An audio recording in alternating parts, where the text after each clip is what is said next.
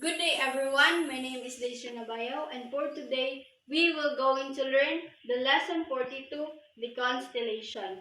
So we have here the learning outcomes. At the end of the lesson, the student will be able to first define what is constellation.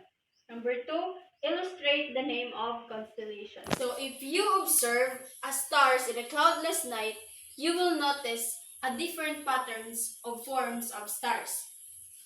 So that is constellation. Constellations are groups of stars that form distinct patterns in the night sky. So ang atong mga makita every night nga kanang nagkalahi-lahi og puro mga star, those are ginatawag na constellation. So the ancient people observe or nakita nila ang mga nagkalahi-lahi na mga stars every night. So ilang gipanganlan ni sila og sa ilahang different gods and mythology, Greek mythology, para mas dali nila mailhan. For example, ang katong ginatawag na Northern Hemisphere. So, mura man siya forma og dragon, they name it a constellation nga Draco. So, there are a lot of constellations in the night sky. But we have two famous constellations, the Ursa Major and the Ursa Minor. So Ursa Major resembles a big bear and is the third largest constellation in the night sky, also known as Big Dipper.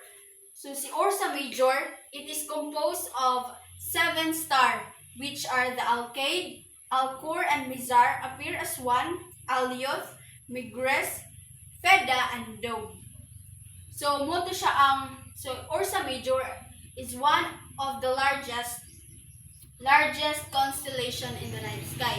So dali if kanang pwede siya or visible siya sa atong mata during night sky kay siya man ang pinakadako nga constellation.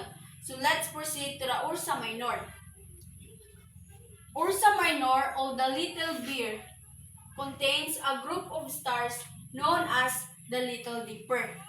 So Ursa Minor mo na siya ang gamay nga constellation.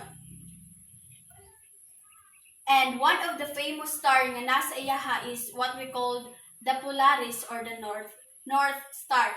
So, nakita ninyo sa picture nga ang kanang sa tumoy dapit, muna siya ang Polaris or North Star.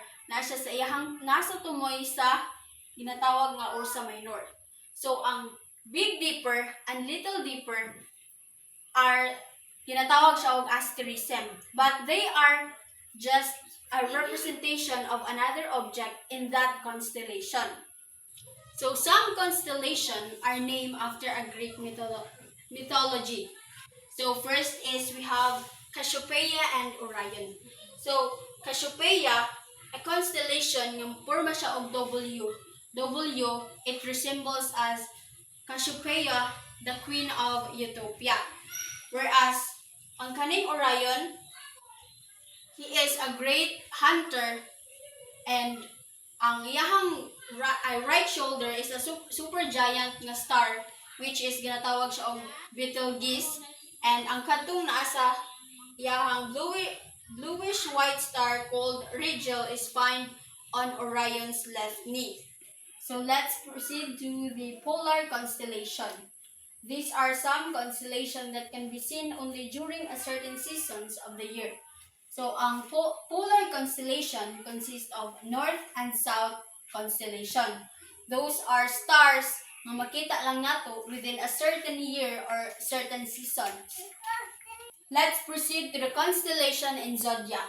The stars appear to keep the same patterns in the sky while the much nearer sun, moon, and planets appear to move slowly about. So, zodiac is an imaginary belt or path in the heavens that includes the path of the planets. So, ang kaning zodiac, ang path ani nga ginatawag is we have the ecliptic. It is a line across the sun. And then, ang nakabutang dito is moto siya ang ginatawag ng mga zodiac, different kind of zodiac, constellation in zodiacs. So we have different kind of zodiac. We have the Libra, the Capricorn, the Aries, and many more.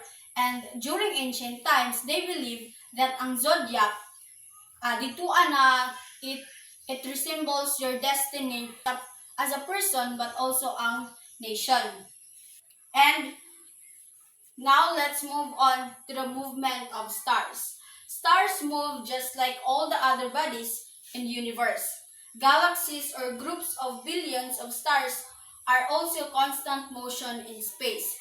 Maglihok pod ang stars. Dili lang siya visible sa atua. Is it because kanang nagatravel ang light sa stars, and then anang dili nato makita nga na-change na di ay siya sa iyang position tungod sa kalayo, what we call motion in star. And let's move on to the usefulness of constellation. So since ancient times, constellation are always helpful to the people. They use the appearance of certain star to forecast the weather. For example, ang makita ini pagkagabi nga daghan og star, makaingon sila nga pagkaugma muinit, dili mo ulan. And constellation are also helpful to navigators. Of course, ang katong Polaris is mo to siya ang steady nga star nga nabutang siya into the North Pole.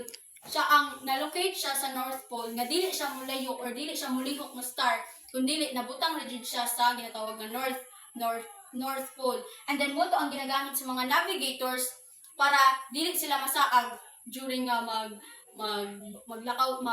magsakay sila og bangka or mangingisda ana ba, dili sila masaag because ginalocate nila ang direction as ang south as ang north with the help of the constellation. Do you believe nga mo twinkling ang star? So stars do not really twinkle. It just appear in earth nga feeling nato siya ni twinkle because of the refraction of light. So stars is made up of hot gases which are the hydrogen and helium, and then the hydrogen burning the helium and nagproduce siya og ginatawag nga light. And then layo man ang earth gikan sa outer space or sa kung asa nahimutangan ang star.